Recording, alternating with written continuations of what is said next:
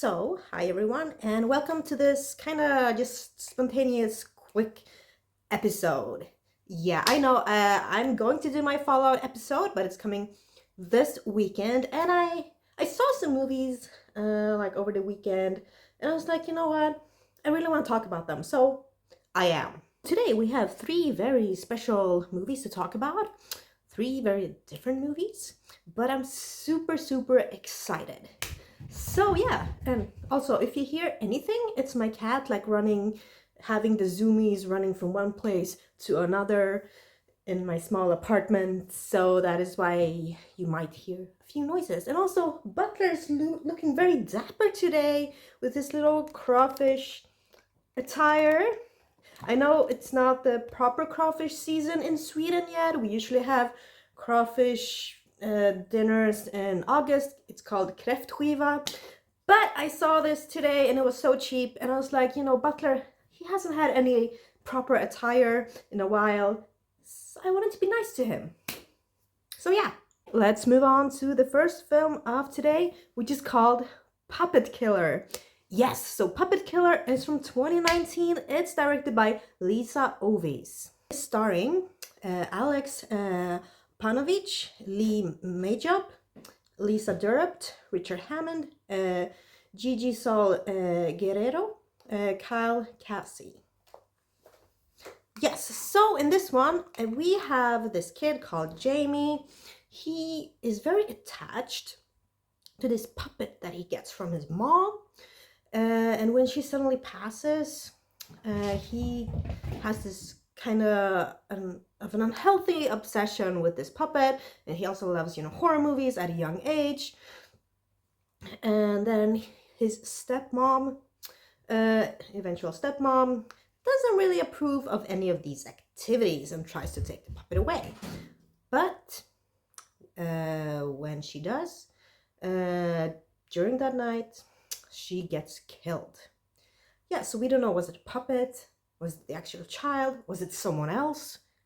Yeah, we don't know. And we fast forward 10 years, and now, you know, Jamie, he's all grown up, so to speak. And we see him in school with his friends, and they drive up to a cabin during Christmas, and then people start dying again. And you know, it's the same. Is it the puppet, or is it Jamie, or is it someone else? Yeah. So that is the basic plot of Puppet Killer. And you know, the plot is really fun. And like the first thing that I noticed about this film is that the puppet is, I mean, the look of the puppet is amazing. The color that they chose for the puppet, the pink one, you know, like my hair, obviously gorge. But yeah, I mean, talk about hitting the right color choice on the puppet. What, it really stands out. You see the puppet everywhere. It's memorable.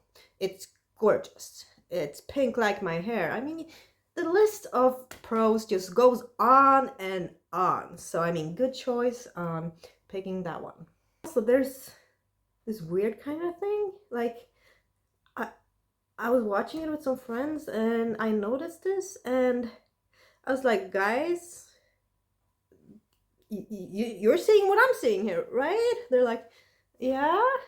And then we all kind of understood that it was intentional. Like, I'm not going to say what it is, but the thing was pretty intentional. And from that point on, it was hilarious. It was just hilarious. Yeah, we found the whole thing like, oh my God, of course. I mean, doing it this way is kind of genius. It's really fun because it is throughout the entire film, so it is very fun. A smart decision, but it was just kind of a shocking like the first few seconds before you realize that that was intentional. And also this film is fun.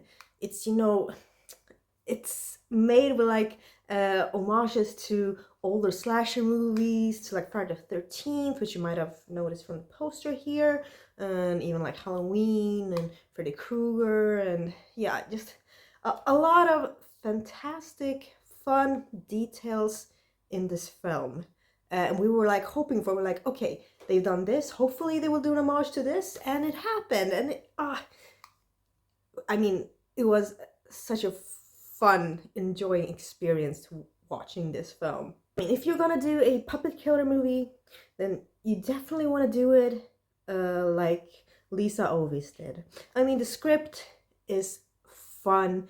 The kills are very fun. The gore is great. It's very creative. The blood is flowing. The kills are, you know, they vary from different things. It really feels like a slasher movie, which, you know, with an homage to the 80s slasher type of horror movie. And it's so funny. And I mean, the puppet killer, the puppet itself, really funny, talks funny, sounds really funny and cute. And yeah, it's just so very memorable. Also, the acting, I think it's fun as well. It's very good. Everyone, you know, acted in the way they were supposed to. And I thought it was super fun. It was super fun to see Gigi in this one, really like her. And to see Lisa Ovis in a role in this one. So I think, you know, everyone did a really great job. Especially because the thing that was intentional, so they had to play their parts in a certain type of way, which I think worked really, really well. We even said it. We were like, I mean, it's working. It is working. Yeah, I was just laughing all the way throughout this entire movie. And, you know, if you ever get a chance to watch this one, I mean, please do so. It's such a fun movie, especially if you like slasher movies, if you like funny movies, if you like puppets in horror movies. Then if you like the color pink, then you should definitely check out this film. Yeah, please do. Also, the dialogue, there was so much fun dialogue in this one. Also some really creative, good flashback scenes, which also kind of highlighted their love for horror movies, and homage to different kind of horror movies. I mean, the editing was really good. Just a lot of things were just working so well together in this film.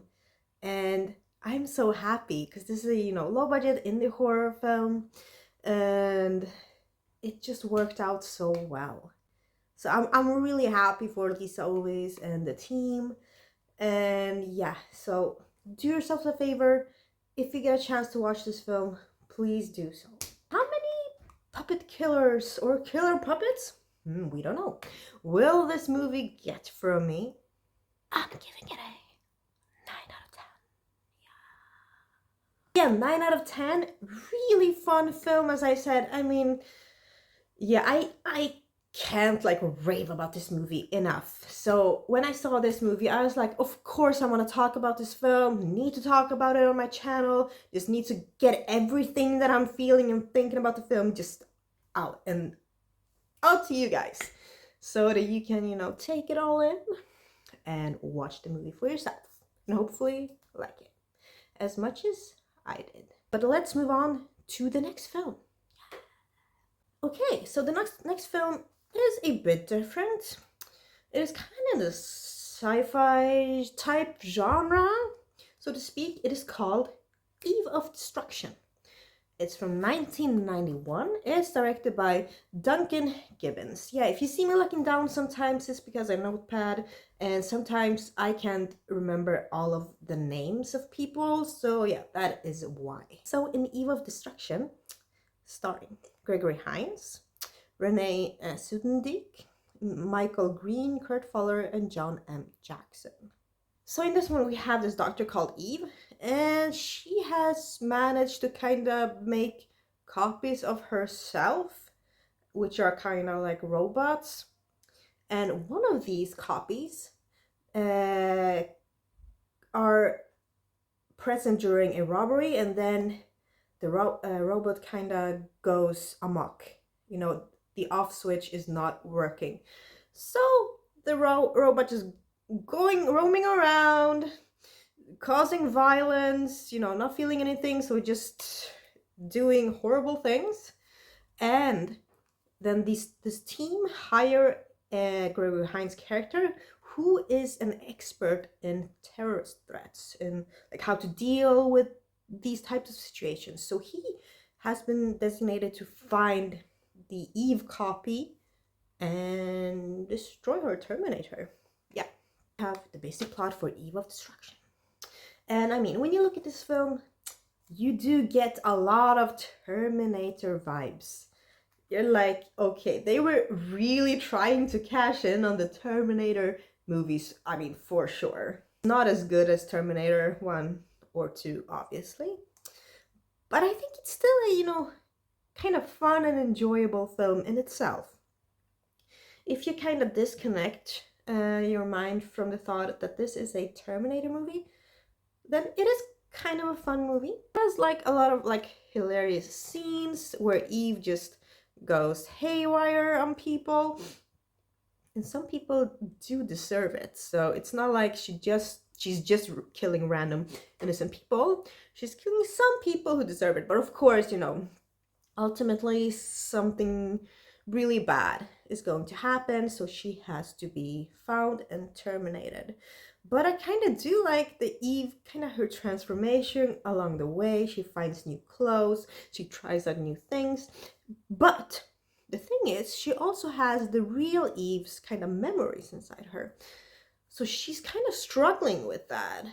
So at least we get some sense of kind of humanity in her, but not really. But we know there is something at least, which kind of resembles the OG Eve. Yeah, just in this one, they were okay. They were good. They were believable, and I did really like the woman playing Eve, because she played the Eve, the scientist, really well, and then she played Eve, the copy, the robot, really well as well. So it shows that she has range. She can do a lot of different type of roles. So I found that very, very believable. Of course, this movie just isn't up to par with, like, as I said, Terminator or any, of the great action science fiction movies out there. But it still is good enough to be very memorable. I just recently saw it and it's still like kind of fresh in my mind, but I think that I will remember it for a while. There's a really like fun scene where the robot, Eve robot, is at this bar. She's going to the jukebox, trying to find a song to play. And then, we have some guys trying to get with her, and just the way she kind of deals with them. I think that was a very kind of interesting scene. And there is also where I said that, Eve has some fun. It's not only like innocent people that she's going haywire on. But yeah, I think the editing, the pacing is good enough for this type of film. But I would say that this film might be a bit too long. Maybe 10 minutes would just, wrap it a bit faster, cut 10 minutes off, just some scenes here and there that could have been just shorter. And then maybe this movie would have gotten a better grade. But it's still an enjoyable film, in my opinion, that, I don't know, I don't hear anyone talking about this at all. Probably because everyone's talking about Terminator and Terminator 2 and the Terminator movies overall. So maybe that is why. And it's understandable, because before this I had never heard about this film. It's like Eve of Destruction. Okay, what is this even? Even? Sorry, that was so horrible. I also read that this film, they were planning on kind of hyping this up and releasing it in the theaters in the UK, in the cinemas.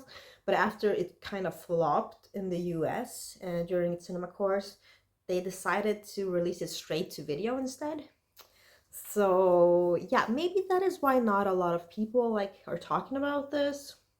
I don't know. But yeah, it kind of flopped in the US. So straight to video, yeah, unfortunately. I think this would have been fun to watch at the cinema probably during the 90s. Yeah, why not? Make it a little evening. Watch Terminator, maybe 2, and then watch this one. That would be fun, double bill. Yeah. How many killer robots will this movie get from me? I'm giving it a 6 out of 10. So a 6 out of 10. Enjoyable movie. Definitely enjoyable for the moment.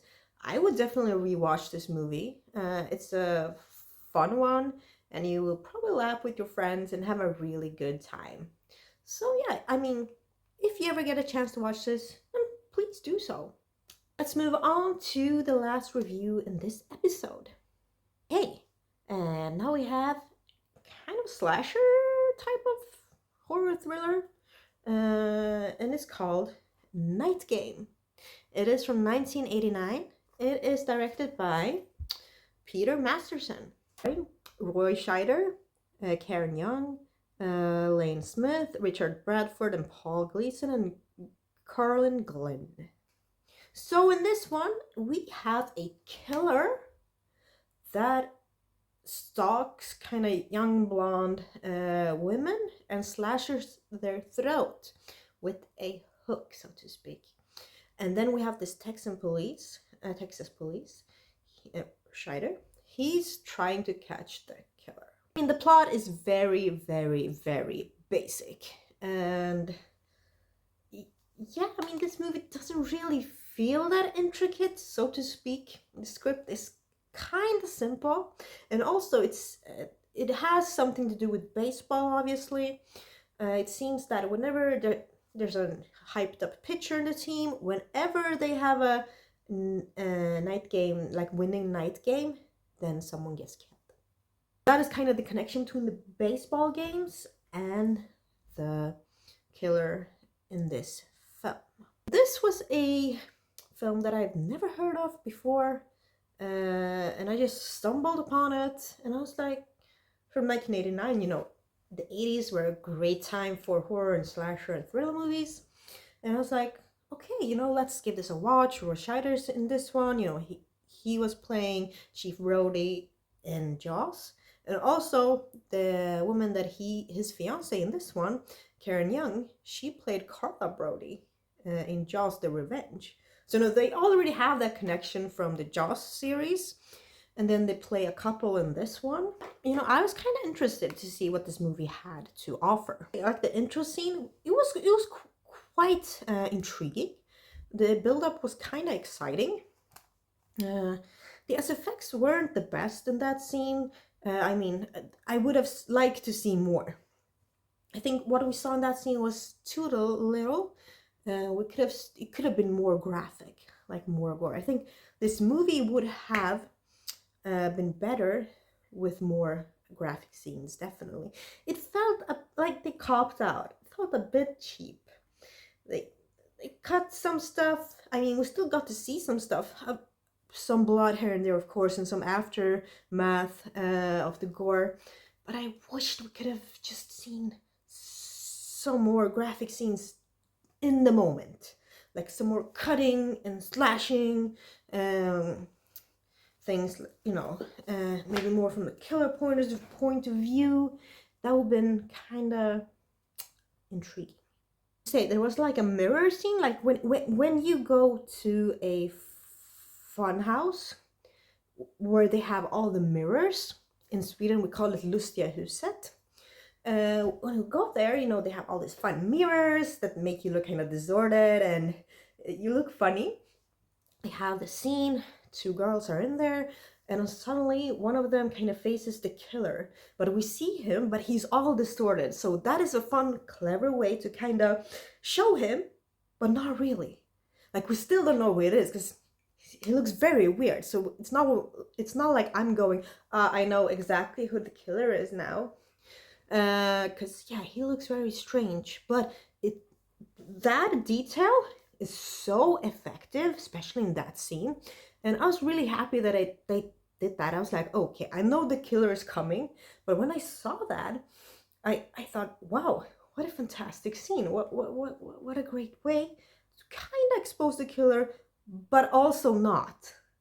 So yeah, you know, props to them for coming up with that one. I think all the actors did a really good job in this one, and also get a few as I said in the beginning, like the script is pretty simple, but there are certain, turns and twists here and there that works really, really well, actually.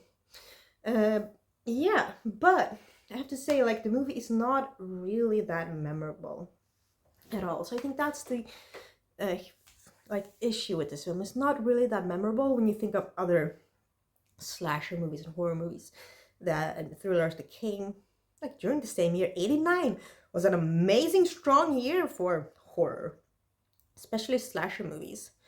And so when you compare, Night Game to those movies, like, I can understand that this film doesn't really stand out as much.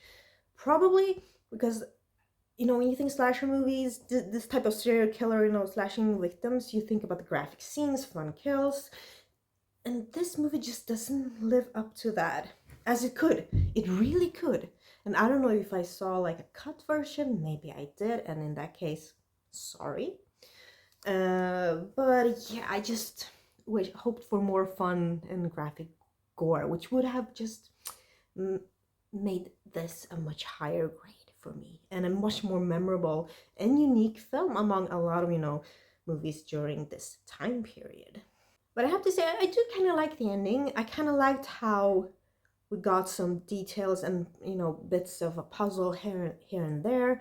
And then suddenly it's like, oh. The reveal of the killer was also kind of good. I liked how that time when I recognized him, I was like, oh, there he is. And I thought that was really well made. I mean, I still enjoyed watching this film. I enjoyed kind of watching the detective work because they were usually, like, all the cops were in a room watching a lot of photos, pictures of the crime scene, getting information about the victims and things like that. And I mean, I found it quite interesting, and also the characters were interesting, like almost all of them. So yeah, I still enjoyed watching this film. And yeah, if you ever get a chance to watch this movie and any of the movies that I reviewed today, then please do so. And I can link this movie in the description box below because I saw it on YouTube. How many home runs will this movie get from me? I'm giving it a 6 out of 10. Okay, so 6 out of 10.